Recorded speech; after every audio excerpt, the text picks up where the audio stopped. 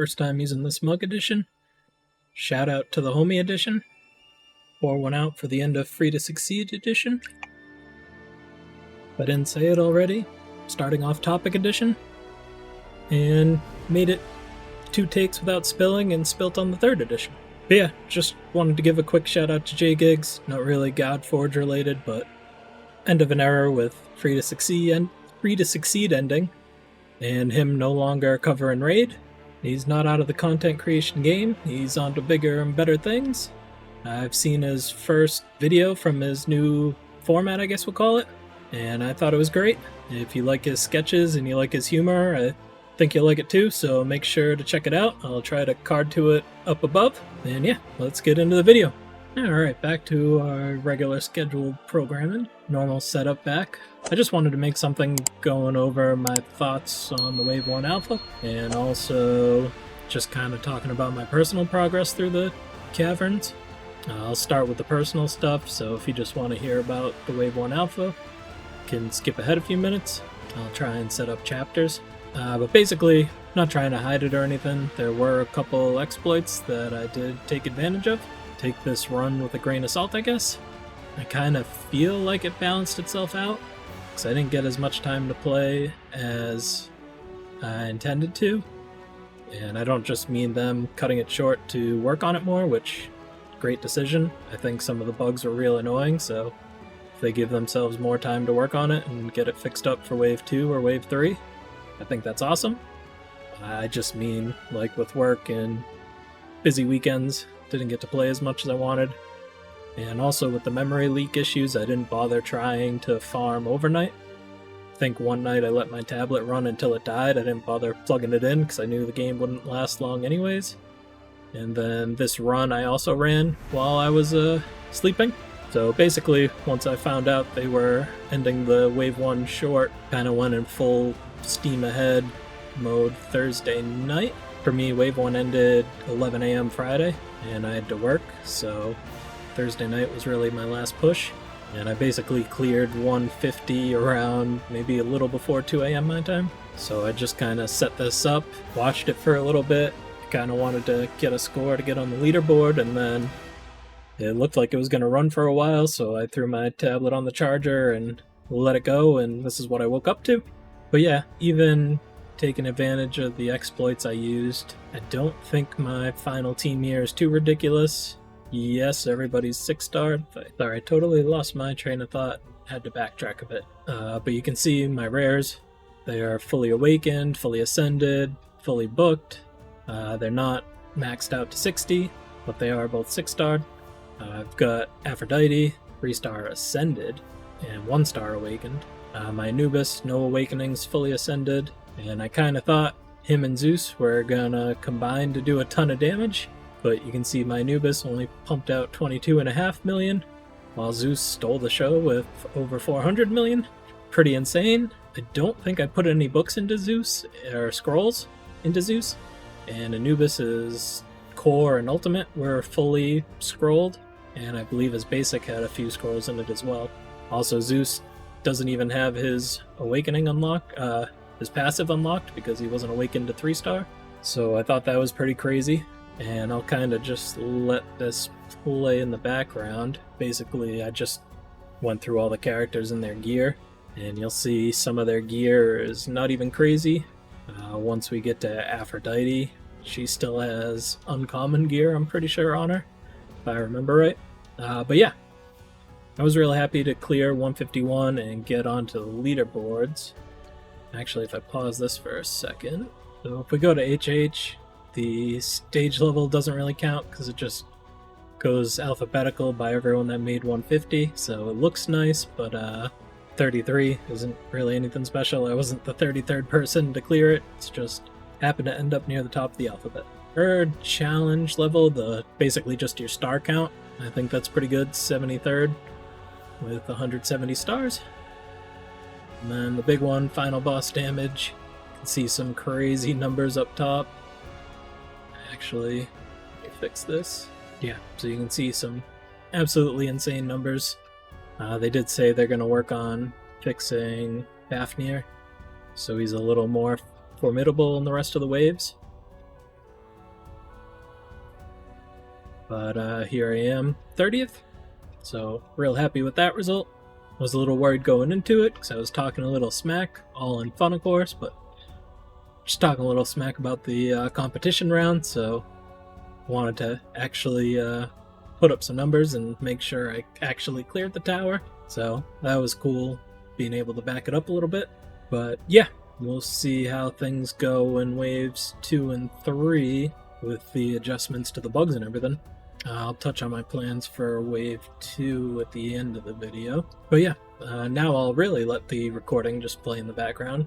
I'll try not to jump in too much. There's the Nubis fully booked out, scrolled out like I talked about, 3 into his basic. One of the bugs is you are supposed to be able to unequip a weapon and re-equip it to gain the imprint, but even that would fall off after a couple battles, so that was one of the more annoying bugs that happened to pop up right there, so figured we'll start with that first. As for some of the other bugs, I don't really have anything too groundbreaking that hasn't been talked about already. I know the imprints they're planning on fixing, or they're working on fixing. We'll see if it gets in for wave 2 or wave 3. There was also the usual, once you get into the higher levels, I was having issues with the Isis bug where she's constantly healing, the Hercules bug where you kept reviving, and of course, one of the most frustrating for me was I loved using Heimdall. He was super OP. Just to interrupt myself real quick, this is what I was talking about with didn't have the greatest gear on. You can see a bunch of level 1s, 2s, 3s. Still have some uncommon and rare equipment on her. Weapons only level 10. But yeah, back to what I was saying, one of the most annoying bugs was Heimdall, causing the biggest memory leak. It was like I could get through most of the waves fine using him, but then once I got to a boss battle where I really needed him, I couldn't really use him because a few turns into the boss wave, it would just totally lock down my game, but luckily was obviously able to get around that. The rares are super useful in this game. I used a lot of Scotty, I used a lot of Isolde, used a lot of Shishi, which I'm pretty sure is the wrong pronunciation, but it's what I'm going to go with for now. I kind of bounced off my starter pretty early, so I was using Lady Jacques as my starter, and just kind of dropped off as I started focusing on legendaries and using Scotty for control. That's pretty much it for the big bugs that I encountered. One of the small ones was at the beginning of the alpha, my tablet seemed to run a little laggier than my phone, and I don't know if it's just because I was auto-battling so much with just my tablet to the side and not fully paying attention to it, or what, but by the end it really didn't seem that laggy anymore, so maybe I just got used to it. But that was one thing I noticed at the start of the alpha. Not really a bug, but one of the things I fed back to the team was that gold seemed tight. You can see in this video I have almost 10 million, but that's because they gave us a 30 million drop for the last day, which was a huge help. It's probably part of why I was able to push through to the end. I was able to upgrade a bunch of gear and weapons, and as you can see, I burned up 20 million real quick. But overall, I don't think this is really a comment on the gold economy for the game, but I think just alpha specific felt a little tight. Gear didn't seem to sell worth much. Maybe it's just because I was selling crappy pieces, so it wasn't worth much, but for trying out different builds and trying to try out different weapons, I just felt like I didn't really have a lot of room to upgrade as much as I wanted to. But again, like I said at the beginning of the video, I didn't get to play as much as I wanted to either, so could just be a symptom of me not farming enough. I didn't know that the treasure golem gave more gold than the other floors, so I didn't find that out till the end, and it was too late to take advantage of it by the time I found out, so it's probably not that big of an issue, but it was just one thing I noticed playing kind of, I guess, casually. But yeah, with the bugs and the issues out of the way, what I think was good about the alpha, kind of thought everything was pretty great. I really enjoyed all the variety and builds that was available. I think the heroes look really interesting. There's a lot to be done with the kits, different combinations that could be really cool, even if they're not the most OP combination. A lot of it looked like a lot of fun could be had. I think the weapons and imprints bring a huge diversity to builds, and I think the added passives from the weapons and imprints is going to be amazing. And we had all this diversity in builds, and we haven't even touched on masteries yet because masteries aren't in the alpha. So I think there's just going to be a whole nother level unlocked of interesting ways to build out your heroes. Paused on Odin for a moment, just to one of the exploits I took advantage of. Didn't end up using them as much as some of the other legendaries, but I was able to get my Odin to 5 awaken pretty quick. But yeah, sticking with the positives, I know one of the main goals was if they found the fun.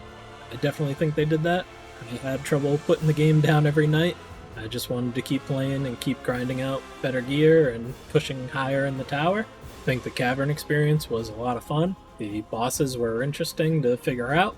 I don't want to say the bosses were figured out easily, but there definitely was a meta with divinity stealing and a couple other hero combinations that were pretty powerful against the bosses. But I think that'll just take a little tweaking to get them up to where they need to be challenge-wise. But overall, I just think they have a really strong foundation to move forward from. You can see kind of how the dungeon equipment farming is going to go, even though we only have access to the Caverns of Chaos right now. I think it's a great start, and I really can't wait to get into the full game and grind some dungeons and get into the actual story and push through the campaign. And yeah, I said I was going to talk about my plans for Wave 2. I'm definitely going to try and play more. Definitely going to try and manual more. I might have referred to it earlier saying I was auto-battling a lot. And I don't just mean using the auto-battle. I just mean I kind of auto-battled and set my phone or tablet down and kind of had it going in the background. So I kind of plan on having more focus in the game, keeping a better eye on it for Wave 2. And I don't know if I'm going to push for 151. I didn't really get to experiment with as many heroes as I wanted to. I think I got all the starters leveled up to 40 or 50, and I just never ended up having time to put gear on them all and test them. So I'm thinking for Wave 2 I might just push into the triple digits, maybe 110, 120, and then kind of come back a little and test different heroes and get a better feel for different kits and everything. Try and find some more interesting stuff. So yeah, if you don't see me on the leaderboards on Wave 2, that's kind of my excuse, but we'll see. My competitive nature might get the best of me, and maybe we'll do some pushing again. That's all I have for this one. If you were in Wave 1, let me know your thoughts on the wave down below, and if you're in 2 or 3, let me know what you're looking forward to. Have a good one!